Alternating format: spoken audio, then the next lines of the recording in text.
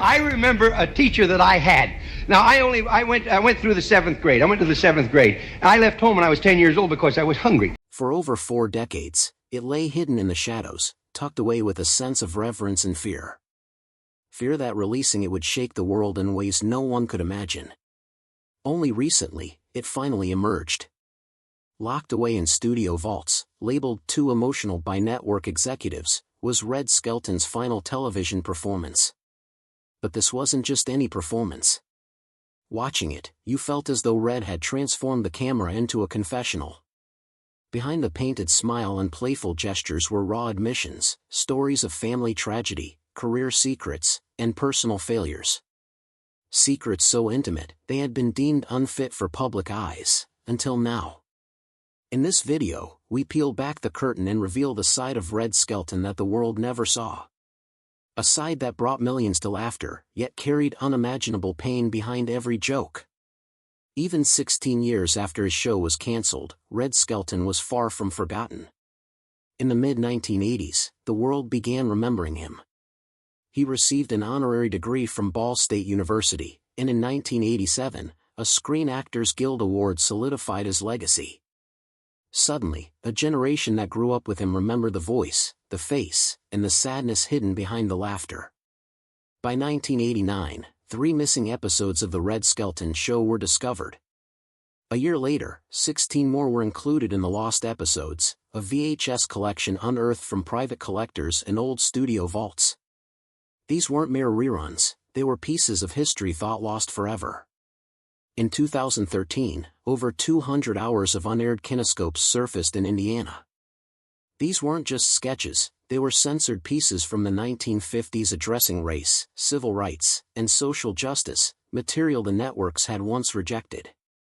Decades later, they resurfaced, showing the world a version of Red that wasn't just juggling or miming, he was questioning, challenging, and pushing boundaries. By 2020, his paintings, particularly of Freddie the Freeloader, were fetching prices of up to $1 million.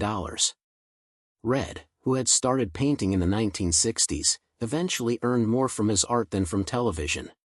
His estate donated thousands of works to museums, and a $4 million gallery was built at the Red Skelton Museum. What once hung quietly in his study now commanded public admiration.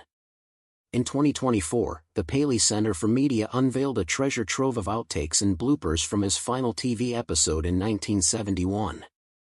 This footage revealed laughter behind the scenes, missed lines, and moments of genuine emotion, a side of Red the world had never seen. But nothing compared to the release that October. Tubi streamed Red Skelton, the Farewell Specials, Uncensored Edition, drawing over 2 million viewers in its first week.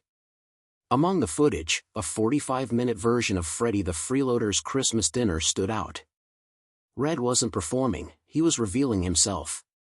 Crying, confessing, opening up about his father's tragic death in 1912, his son Richard Jr.'s loss in 1984, and the grief he never truly overcame. At 16, Red admitted he had spent months with the Hagen-Beck Wallace Circus, stealing scripts, routines, and even physical comedy blueprints. Through laughter and tears, he acknowledged, "If I hadn't pinched those scripts, I'd still be selling soap on the streets." Restored in 4K, every subtle expression and gesture was preserved, showing Red in a way the world had never seen, a master of timing, silence, and human emotion. Red Skelton was born on July 18, 1913, in a small shack in Vincennes, Indiana. 2 months before his birth, his father, Joe Skelton, died under a circus tent at just 37. Red's mother was left to raise 4 boys with nothing but grit and determination. The family lost their small store, often went hungry, and relied on neighbors for support. From an early age, Red discovered the power of humor. A well-timed joke could soften even the hardest days. By 7, he was selling newspapers on street corners, using humor to boost sales. By 10, he juggled multiple jobs, delivering ice, carrying cigars, scrubbing laundry, all to help his struggling family. Despite his hardships, Red learned quickly, humor wasn't just for entertainment, it was survival. At 10, he joined a traveling medicine show run by Doc Ari Lewis. He earned $10 a week, slept in barns, and sent every penny home. One night, he slipped on stage and shattered glass, yet the audience laughed, teaching him that even mistakes could become magic. Red stayed with the show for 4 years, honing skills that would define his career: juggling, pantomime, slapstick, and mimicry. By 16, he was touring with the Hagen-Beckwala Circus, learning the craft his father had once walked before him. Red never knew his father, only the stories. Joe Skelton was a clown who brought laughter to others but struggled in life. Red clung to these stories, searching for a father in every circus tent, every dressing room mirror. At 15, he dropped out of school with $1.35 and a fragile dream, hitchhiking to Chicago with a promise from a burlesque comic. He worked tirelessly: circuses, nightclubs, sidewalks, learning the harsh lessons of life during the Great Depression. By 16, he joined the silent vaudeville act, the Merry Mutes, as a drummer. Forbidden to speak, he mimed, danced, and performed every action with precision, discovering the power of silence and subtlety. His face became a map of unspoken truths, emotions he had never expressed as a child. Amid hardship, Red met Edna Stillwell, a theater usher with a razor-sharp wit. They married in 1934. Edna was 13, Red 21. She became not just a wife but the brains behind his act, booking shows, writing sketches, and pushing Red to his limits. Together, they created Guzzler's Gin, a sketch about a drunk hiding booze from his wife. Chicago clubs noticed, and soon they were making $2,000 a week, a fortune during the Depression. But personal pressures strained their marriage. In 1937, Red joined the radio program The Avalon Time, introducing Clem Cattledehopper, a slow-talking but wise country bumpkin. The character skyrocketed him to fame, with merchandise, fan lines, and nationwide recognition. By 1941, Red had his own radio show, reaching 20 million listeners each week. His characters, Willie Lump Lump, Jr., the Mean Whittle Kid, became household names. But this fame came at a cost. In 1943, he collapsed during a live broadcast from exhaustion. Doctors called it a near breakdown, Red called it life-defining. His comedy grew darker, deeper, and more truthful after that. Red's fame brought wealth, but also personal disaster. He gambled heavily, once losing $50,000 in a single night, a fortune he could not recover easily. Yet his career flourished. At MGM, Red's early film career began modestly, but by 1941, his pantomime in Dr. Kildare's Wedding Day stole the show. Audiences returned just to watch him. By 1943, he starred in Whistling in Brooklyn, blending slapstick with subtle timing that few could replicate. However, tragedy struck repeatedly. In 1944, his infant son Richard was diagnosed with leukemia. Red hid his grief on set, crying in corners away from cameras. Richard passed in 1958, leaving a permanent shadow over Red's life and work. Red Skelton's career was a constant battle for creative freedom. MGM wanted compliance, Red demanded artistry. When television emerged, he seized the opportunity. The Red Skelton Show premiered in 1951 to nearly 30 million viewers. His signature character, Freddie the Freeloader, appeared in 1952, embodying the gentle, kind-hearted underdog. Despite a scandal in 1957, Edna's affair with his producer, Red rebounded, continuing to deliver laughter with honesty. By 1962, he moved to CBS and won an Emmy for writing, refining a voice that could balance humor with poignant reflection. By 1965, Red was watched by 50 million viewers weekly. Retrospectives, guest appearances, and color broadcasts kept him relevant. Yet the pressures never ceased. In 1971, CBS canceled the show.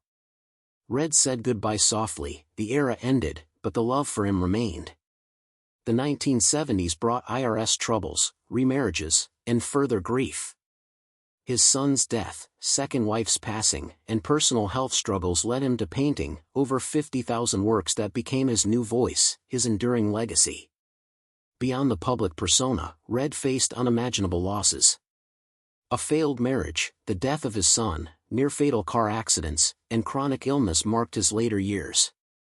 yet he continued to perform and paint, finding purpose through art and charity. Red passed away on September 17, 1997. But his laughter, art, and honesty endure, teaching new generations the power of humor, grief, and resilience. Red Skelton was never just a comedian. He was a storyteller, a painter, a human being who turned personal grief into universal joy. His lost performances, censored sketches, and confessional specials reveal the depth behind the laughter, a man who understood sorrow, yet chose to make the world smile. What do you think of Red Skelton's final TV special?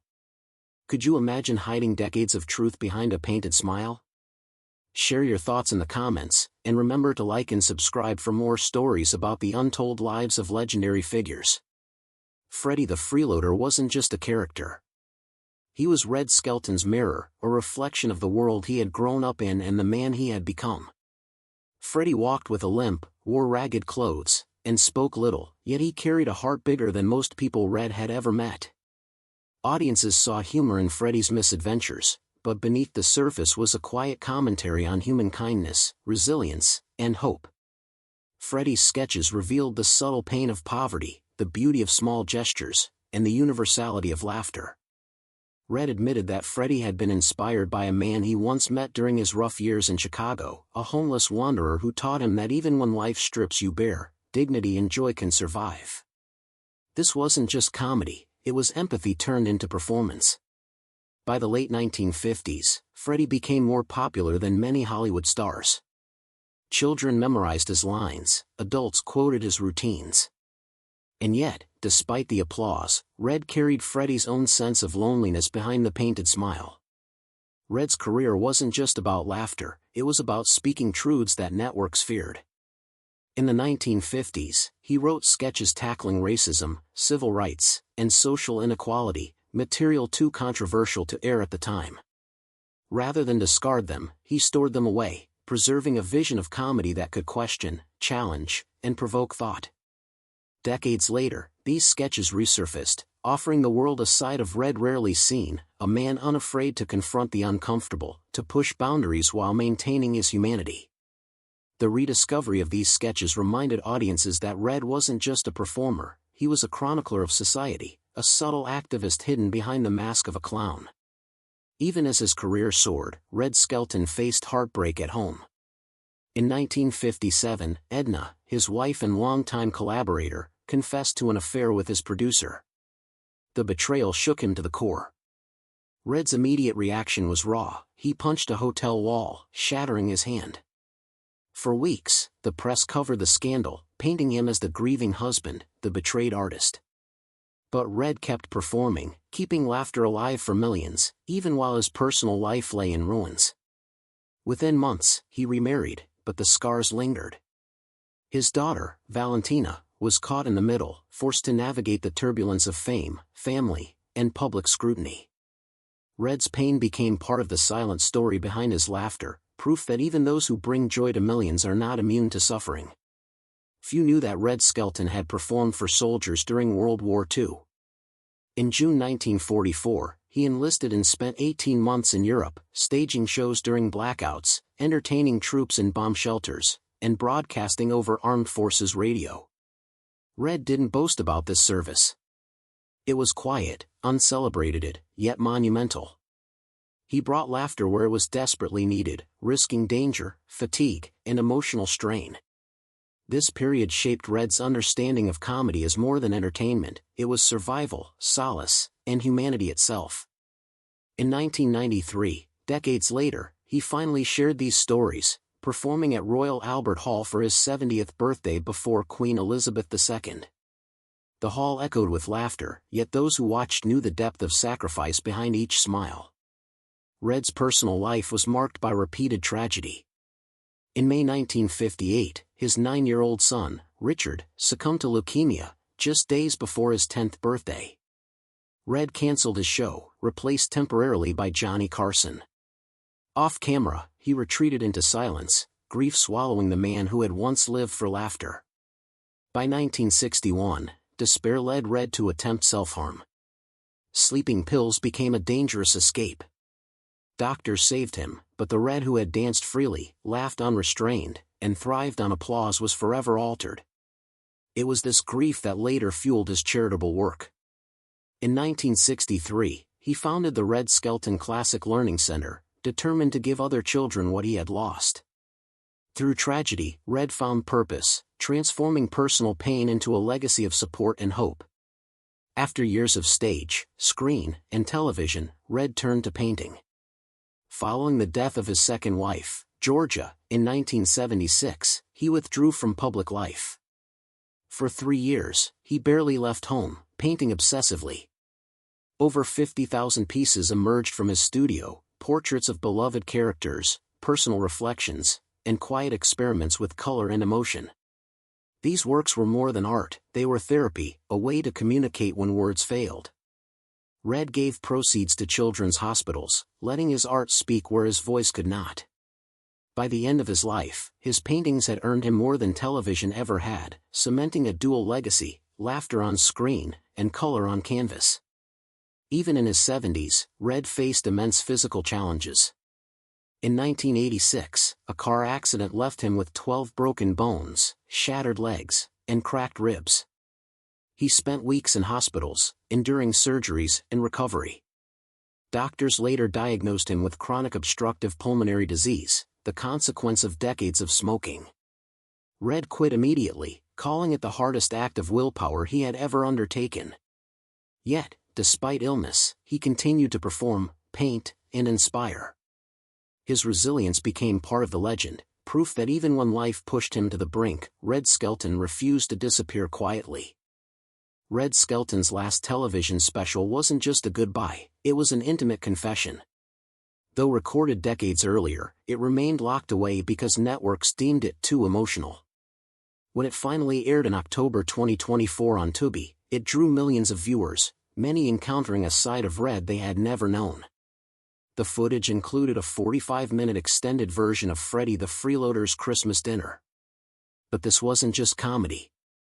Red spoke directly to the camera, shedding the layers of performance to reveal his heart. He recounted personal tragedies: his father's death under a circus tent before Red was born, the loss of his son Richard, and decades of grief he never fully processed. At 16, Red confessed his early days with the Hagenbeck-Wallace Circus, how he had pinched scripts, routines, and gags that would later shape his career. With a tear and a laugh, he said, "If I hadn't pinched those scripts, I'd still be selling soap on the streets."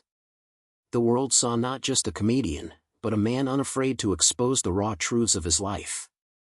The final special underwent painstaking restoration. Every gesture, every twitch of Red's expressive face, was preserved in stunning 4K resolution.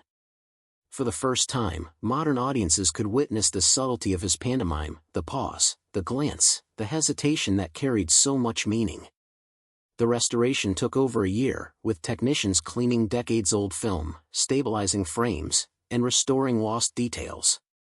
The result was breathtaking, a living portrait of Red Skelton, immortalized in every laugh, every tear, every silent beat of performance. This release wasn't just nostalgia, it was education, inspiration, and an emotional journey through the life of a man who understood the power of comedy, grief, and resilience. Red's approach to comedy was revolutionary for its time.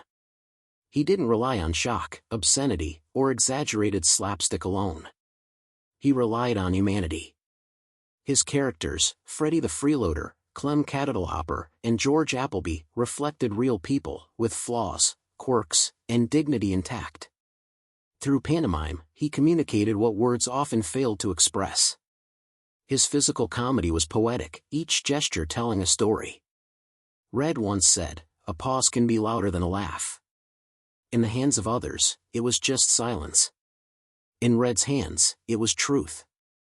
Red's work helped define the variety show era, blending live performance with television's intimacy.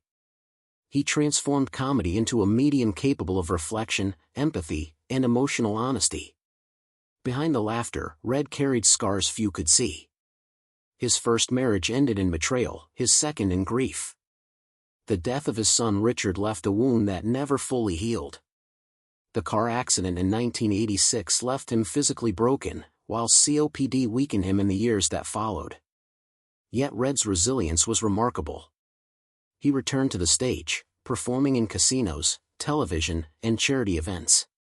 When the spotlight faded, he painted, channeling his pain into color, form, and character.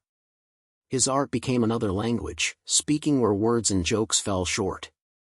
Even during moments of deep despair, Red maintained a sense of humor. He once joked about his near-death experiences and accidents, blending laughter with reflection. This balance of light and shadow became the hallmark of his legacy. Freddy the Freeloader wasn't just a comedy character, he was a symbol of hope, humility, and resilience. He reminded audiences that even when life strips someone of possessions, dignity and humanity remain. Through Freddy, Red addressed the struggles of the common man. Each gag, each pantomime, carried empathy. Audiences laughed, yes, but they also understood.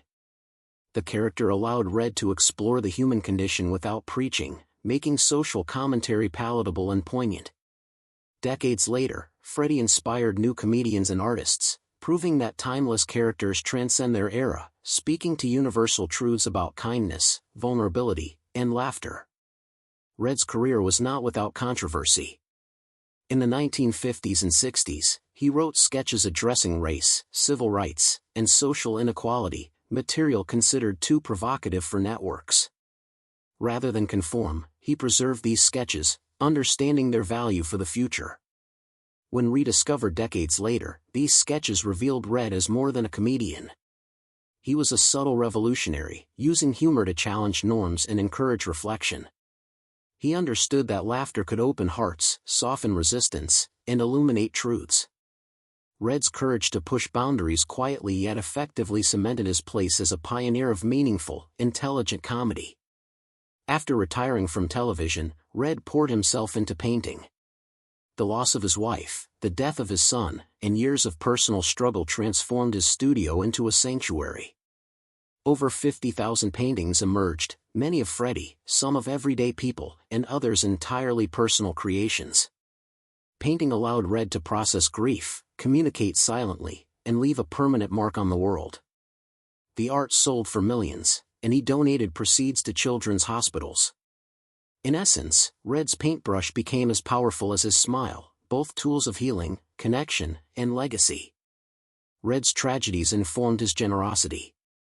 He founded the Red Skelton Classic Learning Center to provide educational and emotional support for children, ensuring they had opportunities he never fully experienced. During World War II, he entertained troops, lifting spirits in bomb shelters and on radio broadcasts. These acts of service often went unnoticed, yet they reflected the essence of Red's character, a man who used his talents not just for fame, but to uplift, comfort, and give hope. Today, comedians, actors, and performers continue to draw inspiration from Red Skelton's work. His mastery of pantomime, character development, and timing remains unparalleled. He showed that comedy could be both funny and profound, that laughter could coexist with tragedy, and that honesty in performance creates lasting connection. Modern sketches, shows, and even viral videos owe a debt to the subtle genius Red perfected decades ago. His life reminds us, behind every joke is a human story, behind every smile is a history, and behind every laugh is a truth waiting to be heard. Red Skelton's farewell specials weren't just another TV event, they were a revelation. For decades, the networks kept much of the material locked away, calling it too emotional. But when Tubi finally released Red Skelton, the farewell specials, and censored edition in 2024, the world witnessed something extraordinary. The specials included candid, never-before-seen footage from 1981 to 1982. Red spoke directly to the camera, breaking the fourth wall in ways few performers ever dared. He reflected on the joys and sorrows of his life, his career, and the human condition itself. One of the most striking moments was Freddy the Freeloader's Christmas Dinner, a 45-minute piece where Red's tears and laughter intertwined, creating a performance both heartbreaking and transcendent. In these specials, the painted smile faded, replaced by vulnerability. Red admitted mistakes, failures, and regrets. He shared intimate memories of his father, the tragic loss of his son Richard, and the grief he carried silently for decades. The result was a confession that was as powerful as it was emotional. What made these specials unforgettable was Red's ability to turn a camera into a confessional. Unlike staged routines or rehearsed sketches, these moments felt unscripted. Every glance, every hesitation, every subtle gesture carried meaning. Audiences reported feeling as if Red were speaking directly to them, sharing a lifetime of experiences and lessons. The combination of humor, sorrow, and honesty created a rare emotional resonance. Many viewers had to pause, not out of boredom, but because the intimacy was overwhelming. It was like reading a diary aloud, personal, raw, and unforgettable. When the specials premiered, millions tuned in. Reactions were immediate and intense. Fans who grew up with Red were nostalgic, rediscovering the man behind the legendary characters. Younger audiences, many unfamiliar with him, were struck by the depth and humanity in his performances. Comments and reviews praised Red's courage, calling the footage heartbreaking, inspiring, and unforgettable.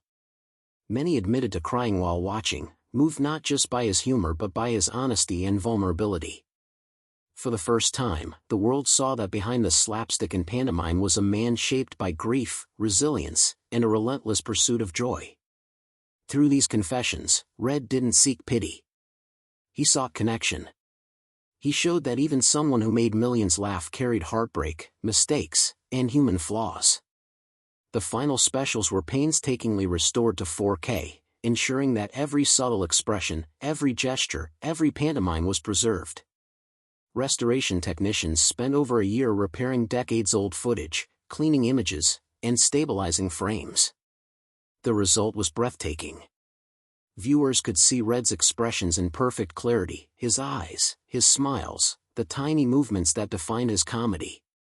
For the first time, his artistry was preserved in a form that matched the depth of his performances. The combination of technical precision and emotional power made these specials timeless. Red Skelton's work went beyond entertainment. He reshaped the possibilities of comedy, showing that humor could carry profound emotional truth.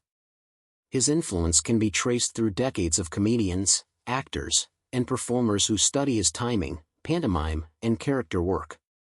Red's characters, Freddie, Clem Cattledehopper, George Appleby, remain models of empathetic comedy. They prove that a character could be flawed, vulnerable, and still deeply loved. Red's lessons extended beyond the stage. He taught that comedy isn't just about laughter, it's about connection, honesty, and reflecting life's truths. Red Skelton was more than a comedian. He was a storyteller, an artist, a philanthropist, and a survivor. Behind the paint and the performances lay decades of struggle, grief, and resilience. His humor was born from hardship, his art from tragedy, and his legacy from a relentless commitment to human connection. Even in death, Red continues to inspire. His specials, paintings, and rediscovered sketches remind the world of the power of laughter, the importance of empathy, and the strength of the human spirit. Red Skelton's life teaches us that comedy is more than entertainment, it's a way to endure, to heal, and to connect. Behind every joke was a man shaped by poverty, loss, and perseverance. Behind every pantomime was a story of survival, compassion, and humanity.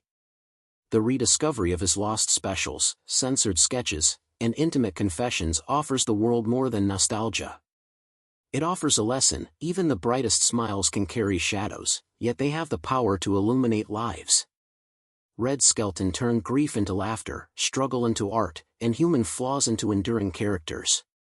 His story is a reminder that comedy is sacred, empathy is essential, and life, despite its heartbreak, can still inspire joy. On September 17, 1997, the world lost Red Skelton at the age of 84. The laughter that had echoed through living rooms for decades fell silent, but his influence remained louder than ever. Fans, colleagues, and admirers mourn not just the passing of a comedian, but the loss of a man whose life had intertwined humor, grief, and humanity in a way few could ever match. Memorials and tributes celebrated both his comedic genius and his artistic soul. The Red Skelton Museum in Vincennes, Indiana, became a shrine to his life, housing over 1,000 of his paintings, hundreds of original sketches, and memorabilia from his television and film career. The museum included a dedicated gallery for Freddie the Freeloader, preserving the character that had become a symbol of hope, kindness, and resilience. Beyond the museum, Red's legacy lives on through scholarships and programs supporting young performers and children in need. His philanthropic work, largely quiet during his lifetime, continues to touch lives, proving that Red's contributions extended far beyond laughter. Even today, retrospectives, restored specials, and exhibitions introduce Red Skelton to new generations, ensuring that his artistry, compassion, and humor are never forgotten. The man who made millions laugh now inspires millions to carry forward his message, that comedy is sacred, and laughter can heal even the deepest wounds.